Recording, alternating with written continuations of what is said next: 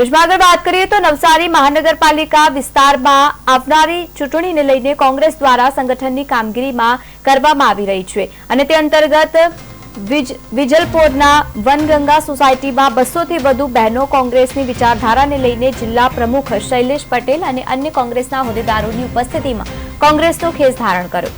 નવસારી જિલ્લામાં આવનારી મહાનગરપાલિકાની ચૂંટણીને લઈને જિલ્લા પ્રમુખ શૈલેષ પટેલની આગેવાનીમાં સંગઠન મજબૂત કરવા માટે મહાપાલિકા વિસ્તારમાં જઈને સભ્યો બનાવી રહ્યા છે।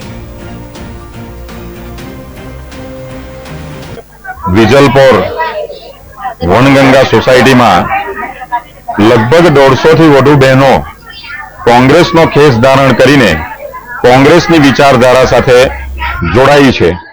ત્યારે અહીં ભારતીય જનતા પાર્ટીનો ગઢ છે એવું માનવામાં આવે છે અને એ ગઢમાં જ્યારે 150 થી વધુ મહિલાઓ કોંગ્રેસનો ખેસ ધારણ કરીને કોંગ્રેસ પાર્ટી સાથે જોડાઈ છે ત્યારે ભાજપના ભ્રષ્ટાચાર, ભાજપના ભય સામે આ એક નવું અભિયાન છેડાયું છે।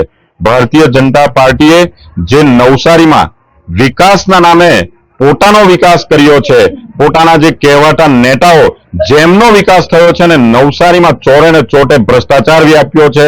લોકો પાણીની વ્યવસ્થાઓથી ટ્રસ્ટ છે, લોકો રસ્તાઓથી ટ્રસ્ટ છે, લોકોને પાણી નથી મળી રહ્યું, રસ્તાઓની વ્યવસ્થા નથી મળી રહી, નગરપાલિકામાં જાય તો ત્યાં ક્યાંય કોઈના કામ થતા નથી।